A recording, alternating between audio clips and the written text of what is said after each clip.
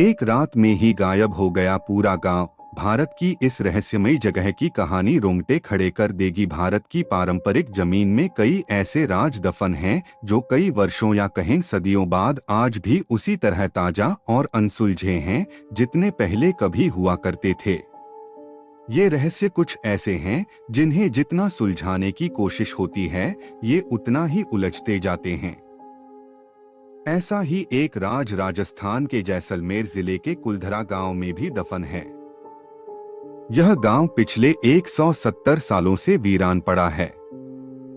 एक ऐसा गांव जो रात ही रात में वीरान हो गया और सदियों से लोग आज तक नहीं समझ पाए कि आखिर इस गांव के वीरान होने का राज क्या था। कुलधरा गांव के वीरान होने को लेकर एक अजीबोगरीब रहस्य है। दरअसल कुलधरा की कहानी शुरू हुई थी आज से करीब 200 साल पहले, जब कुलधरा खंडहर नहीं था बल्कि आसपास के 84 गांव पालीवाल ब्राह्मणों से आबाद हुआ करते थे। लेकिन फिर जैसे कुलधरा को किसी की बुरी नजर लग गई। वो शख्स था रियासत का दीवान सालम सिंह। अय्याश दीवान सालम सिंह, जिसकी गंदी नजर गांव की एक खूबसूरत लड़की पर पड़ गई थी। दीवान उस लड़की के पीछे इस कदर पागल था कि बस किसी तरह से उसे पा लेना चाहता था। उसने इसके लिए ब्राह्मणों पर दबाव बनाना शुरू कर दिया।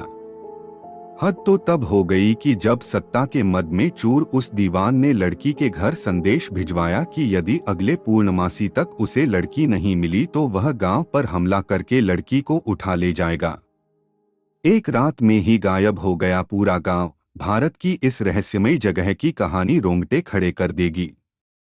विज्ञापन। भारत की पारंपरिक जमीन में कई ऐसे राज दफन हैं जो कई वर्षों या कहें सदियों बाद आज भी उसी तरह ताजा और अनसुलझे हैं जितने पहले कभी हुआ करते थे। ये रहस्य कुछ ऐसे हैं जिन्हें जितना सुलझाने की कोशिश होती है, ये उतना ही उलझते जाते हैं।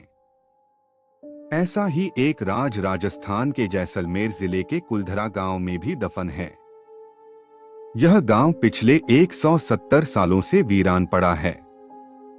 एक ऐसा गांव जो रात ही रात में वीरान हो गया और सदियों से लोग आज तक नहीं समझ पाए कि आखिर इस गांव के वीरान होने का राज क्या था। कुलधरा गांव के वीरान होने को लेकर एक अजीबोगरीब रहस्य है। दरअसल कुलधरा की कहानी शुरू हुई थी आज से करीब 200 साल पहले, जब कुलधरा खंडहर नहीं था बल्कि आसपास के 84 गांव पालीवाल ब्राह्मणों से आबाद हुआ करते थे। लेकिन फिर जैसे कुलधरा को किसी की बुरी नजर लग गई। वो शख्स था रियासत का दीवान सालम सिंह। अय्याश दीवान सालम सिंह, जिसकी गंदी नजर गांव की एक खूबसूरत लड़की पर पड़ गई थी। दीवान उस लड़की के पीछे इस कदर पागल था कि बस किसी तरह से उसे पा लेना चाहता था। उसने इसके लिए ब्राह्मणों पर दबाव बनाना शुरू कर दिया। हद तो तब हो गई कि जब सत्ता के मद में चूर उस दीवान ने लड़की के घर संदेश भिजवाया कि यदि अगले पूर्णमासी तक उसे लड़की नहीं मिली तो वह गांव पर हमला करके लड़की को उठा ले जाएगा। दीवान और गांव वालों की ये लड़ाई अब एक कुंवारी लड़की के सम्मान की भी थी और गांव के आत्मसम्मान की भी। गांव की चौपाल पर पालीवाल ब्राह्मणों की बैठक हुई और 5000 से ज्यादा परिवारों ने अपने सम्मान के लिए रियासत छोड़ने का फैसला ले लिया। कहा जाता है कि निर्णय लेने के लिए सभी 84 गांव वाले एक मंदिर पर इकट्ठा हो गए और पंचायतों ने फैसला किया कि कुछ भी हो जाए अपनी लड़की उस दीवान को नहीं देंगे। अगली शाम कुलधरा कुछ यूं वीरान हुआ कि आज परिंदे भी उस गांव की सरहदों में दाखिल नहीं होते। कहते हैं गांव छोड़ते वक्त उन ब्राह्मणों ने इस जगह को श्राप दिया था। आपको बता दें कि बदलते वक्त के साथ 82 गांव तो दोबारा बन गए, लेकिन 2 गांव कुलधरा और खाभा तमाम कोशिशों के बाद भी आज तक आबाद नहीं हुए हैं। ये गांव अब भारतीय पुरातत्व विभाग के संरक्षण में हैं, जिसे दिन की रोशनी में सैलानियों के लिए रोज खोल दिया जाता है। कहा जाता है कि यह गांव रूहानी ताकतों के कब्जे में है। टूरिस्ट प्लेस में बदल चुके कुलधरा गांव घूमने आने वालों के मुताबिक यहां रहने वाले पालीवाल ब्राह्मणों की आहट आज भी सुनाई देती है। उन्हें वहां हर पल ऐसा अनुभव होता है कि कोई आसपास चल रहा है।